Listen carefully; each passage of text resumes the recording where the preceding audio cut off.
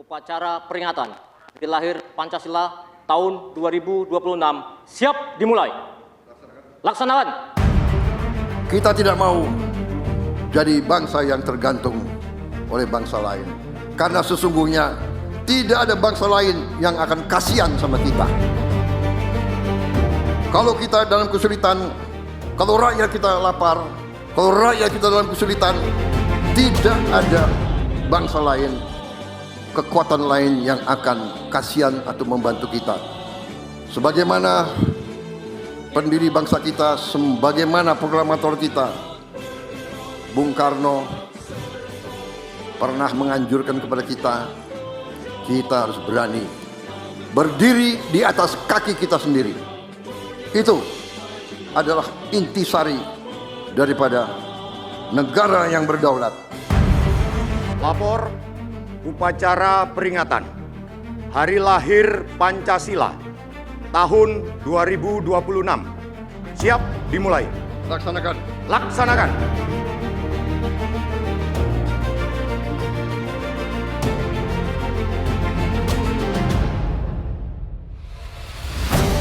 Saat ini, Presiden Republik Indonesia Prabowo Subianto telah hadir di lapangan Gedung Merdeka, di Gedung Pancasila, Pejambon, Jakarta Pusat.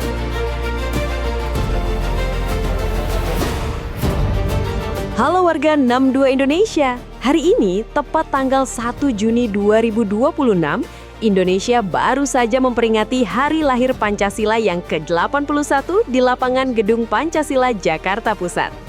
Upacara tahun ini mengusung tema yang mendalam banget, yaitu Pancasila Pemersatu Bangsa, Fondasi Perdamaian Dunia. Tema ini pas banget dengan kondisi global saat ini yang penuh turbulensi, mulai dari ketegangan geopolitik sampai perang dagang. Di tengah dunia yang sedang terfragmentasi, Pancasila hadir sebagai jangkar moral sekaligus bukti konkret bahwa keberagaman Indonesia yang terdiri dari belasan ribu pulau dan ratusan suku tetap bisa berdiri kokoh dalam satu kesatuan.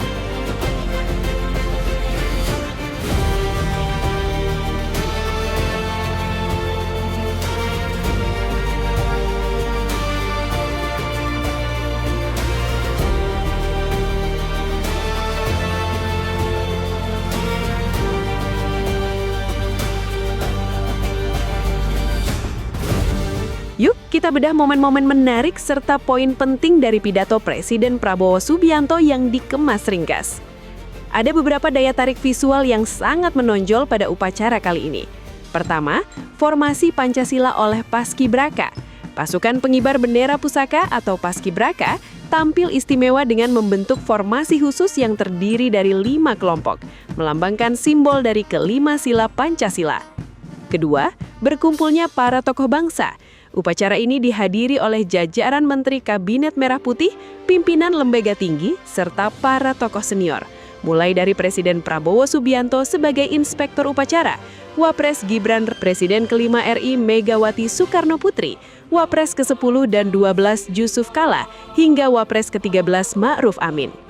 Salah satu pemandangan yang paling menyita perhatian publik adalah kedekatan dan adab santun yang ditunjukkan oleh Presiden Prabowo Subianto kepada Ibu Megawati Soekarno Putri. Presiden Republik Indonesia. Sesaat sebelum upacara dimulai, Presiden Prabowo tampak berjalan beriringan dengan sangat sopan bersama Megawati dan Gibran menuju mimbar utama. Sikap saling menghargai ini memperlihatkan kedewasaan berpolitik yang sangat menyejukkan bagi masyarakat. Akraban ini berlanjut setelah upacara selesai. Setelah menyapa dan menyalami para tamu undangan satu persatu, Presiden Prabowo terlihat berjalan akrab berdampingan bersama Ibu Megawati saat meninggalkan tempat upacara. Momen ini menjadi pesan visual yang kuat bahwa persatuan bangsa dimulai dari kerukunan para pemimpinnya. Amanat yang disampaikan Presiden Prabowo dalam pidatonya sangat padat dan langsung menusuk ke pokok persoalan. Konsensus agung, Pancasila adalah pemersatu yang mengikat keberagaman pulau, suku, dan bahasa di Indonesia menjadi satu bangsa. Pedoman hidup nyata, Pancasila bukan sekedar slogan, melainkan panduan kebijakan nyata untuk membangun sistem ekonomi yang adil. ekonomi bersih dan mandiri, komitmen swasembada pangan, transformasi ekonomi, dan ketegasan menyetop kebocoran anggaran negara. Salah satu kutipan pidato Presiden Prabowo yang sangat mendalam dan wajib kita renungkan bersama adalah, sesungguhnya tidak ada bangsa lain yang akan kasihan sama kita kalau kita dalam kesulitan. Kalau rakyat kita lapar, kalau rakyat kita dalam kesulitan, tidak ada bangsa lain atau kekuatan lain yang akan kasihan dan membantu kita. Kita tidak mau jadi bangsa yang tergantung oleh bangsa lain. Karena sesungguhnya tidak ada bangsa lain yang akan kasihan sama kita. Kalau kita dalam kesulitan, kalau rakyat kita lapar, kalau rakyat kita dalam kesulitan, tidak ada bangsa lain, kekuatan lain yang akan kasihan atau membantu kita. Sebagaimana pendiri bangsa kita, sebagaimana proklamator kita, Bung Karno pernah menganjurkan kepada kita harus berani berdiri di atas kaki kita sendiri. Itu adalah intisari daripada negara yang berdaulat.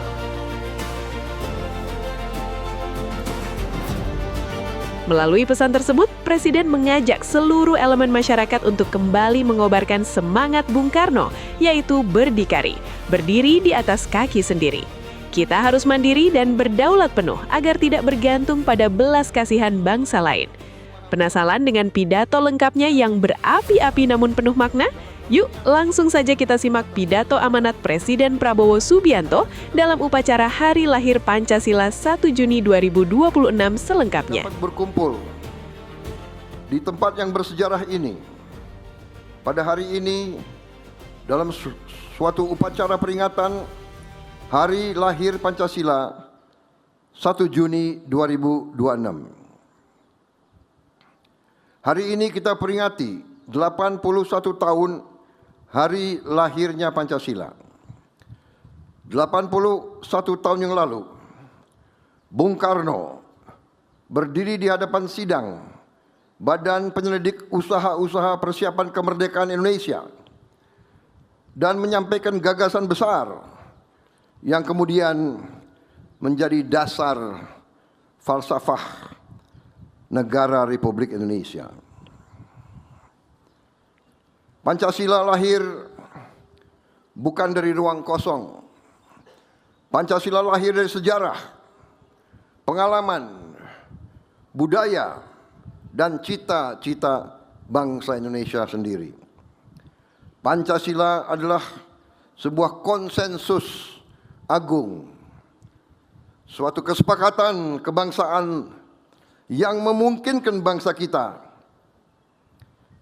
yang terdiri atas ribuan pulau, ratusan suku bangsa, ratusan bahasa, dan ratusan budaya yang berbeda-beda untuk hidup sebagai satu bangsa. Karena itulah tema peringatan tahun ini, Pancasila sebagai pemersatu bangsa dan fondasi perdamaian dunia, memiliki makna yang sangat mendalam. Di tengah dunia yang semakin terpecah oleh pertikaian, rivalitas geopolitik, perang dagang, dan ketidakpastian ekonomi, Indonesia memiliki pegangan yang kokoh. Pegangan itu adalah Pancasila. Saudara-saudara, Pancasila bukan sekedar dokumen sejarah. Pancasila juga tidak boleh sekedar slogan yang kita ucapkan dalam setiap upacara. Pancasila adalah pedoman untuk mengatur kehidupan berbangsa, kehidupan bermasyarakat, kehidupan bernegara, termasuk bagaimana kita membangun sistem ekonomi nasional kita. Salah satu tantangan besar bangsa Indonesia hari ini adalah memastikan bahwa pembangunan ekonomi kita benar-benar berjalan sesuai dengan nilai-nilai Pancasila. Marilah kita selalu jujur kepada diri kita sendiri. Kita harus mengakui kelemahan-kelemahan dan kesulitan-kesulitan yang kita hadapi. Selama beberapa dasawarsa terakhir, Indonesia ekonominya memang tumbuh. Tapi apakah pertumbuhan itu sudah merata, sudah dirasakan oleh seluruh rakyat Indonesia secara adil? Marilah kita jujur melihat kenyataan yang kita hadapi sekarang. Kita memiliki sumber daya alam yang luar biasa. Kita sudah mengerti kekayaan kita luar biasa. Kita adalah salah satu produsen terbesar komoditas-komoditas penting yang dibutuhkan dunia modern, yang dibutuhkan oleh teknologi tinggi. Kita salah satu produsen terbesar mineral-mineral penting, tembaga, timah, emas, logam tanah jarang. Kita produsen kelapa sawit, batu bara, nikel, komoditas pertanian lainnya yang sangat penting.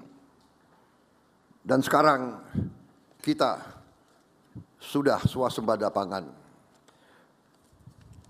di mana banyak negara menghadapi kesulitan. Kita sudah lebih siap. Namun, kita harus mengakui bahwa terlalu lama kekayaan kita tidak sepenuhnya bisa dimanfaatkan untuk kemakmuran rakyat. Terlalu lama sebagian nilai tambah atas sumber daya kita dinikmati di luar negeri. Terlalu lama rakyat kita hanya menjadi penonton di atas kekayaan bangsanya sendiri. Karena itulah saya berkeyakinan bahwa tugas sejarah kita saat ini, tugas sejarah saya sebagai Presiden Republik Indonesia ke-8, sebagai mandataris rakyat yang disumpah di hadapan rakyat, adalah untuk melakukan transformasi bangsa, terutama transformasi ekonomi nasional kita. Transformasi dari ekonomi yang belum sepenuhnya berlandaskan Pancasila menuju ekonomi yang sungguh-sungguh berdasarkan Pancasila. Saudara-saudara, apa arti ekonomi berdasarkan Pancasila? Pertama, ekonomi yang religius, ekonomi yang berkemanusiaan, dan ekonomi yang memperkuat persatuan nasional. Kita percaya bahwa kekayaan alam bukan sekedar komoditas ekonomi. Kekayaan alam adalah amanah Tuhan Yang Maha Esa yang harus dikelola secara bertanggung jawab untuk sebesar-besar kemakmuran rakyat dan juga untuk anak dan cucu kita, untuk masa depan, untuk generasi-generasi yang akan datang. Pembangunan ekonomi tidak boleh hanya menghasilkan angka-angka statistik. Pembangunan ekonomi harus menghasilkan kehidupan yang lebih baik bagi seluruh rakyat Indonesia. Anak-anak kita, anak-anak saudara-saudara yang paling lemah, paling miskin, paling tidak berdaya, harus memperoleh gizi yang cukup. Petani kita harus memperoleh pupuk yang tepat waktu dan harga yang benar. Nelayan kita harus memperoleh akses pasar yang adil dan harus dibantu dan harus diberdayakan. Para nelayan kita adalah produsen protein yang sangat penting agar rakyat kita bisa jadi rakyat yang kuat. Pekerja-pekerja kita harus memperoleh kesempatan penghidupan dan penghasilan yang layak. Nasib pekerja kita harus dilindungi, harus dibantu. Ketiga, ekonomi kita harus berpihak kepada kepentingan nasional dan kepentingan rakyat. Ekonomi kita tidak boleh hanya menguntungkan segelintir orang saja.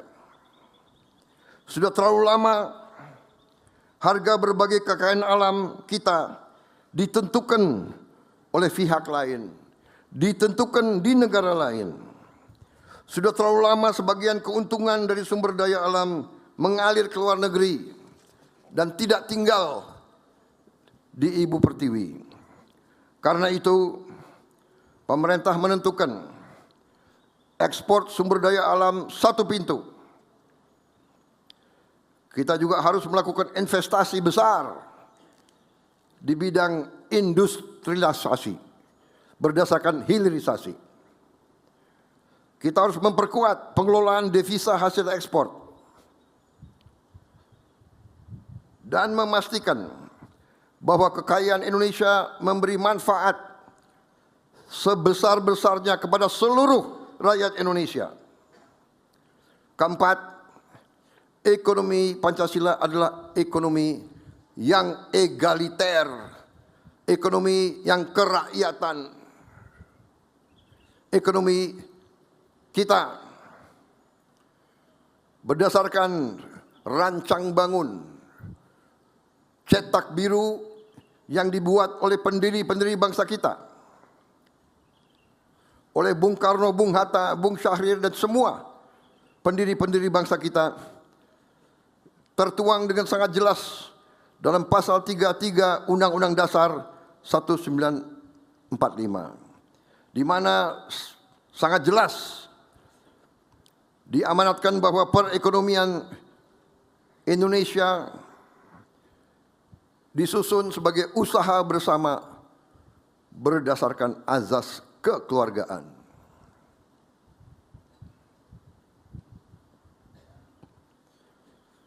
Karena itu, koperasi harus diperkuat, koperasi harus bangkit. Koperasi adalah salah satu alat untuk mengangkat rakyat kita dari keadaan kemiskinan dan ketidakberdayaan. Usaha kecil dan menengah harus kita perkuat. Dan desa harus menjadi pusat pertumbuhan ekonomi baru. Saudara-saudara, karena itu rakyat harus menjadi pelaku utama dari pembangunan. Bukan sekedar objek pembangunan, apalagi hanya menjadi alat pembangunan. Kelima, ekonomi kita adalah ekonomi yang berkeadilan sosial. Inilah tujuan dari seluruh perjuangan kita. Pertumbuhan ekonomi harus disertai pemerataan. Kemajuan harus dirasakan oleh seluruh rakyat Indonesia. Saudara-saudara, atas dasar itulah pemerintah saat ini melakukan berbagai langkah transformasi. Kita tidak hanya mau bicara pembangunan.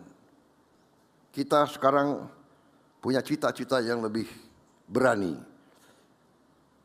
Kita sedang dan akan menjalankan terus strategi transformasi bangsa. Strategi kita sejatinya adalah transformasi menjadi haluan yang sejalan dengan Pancasila. Kita memperkuat hilirisasi sumber daya alam.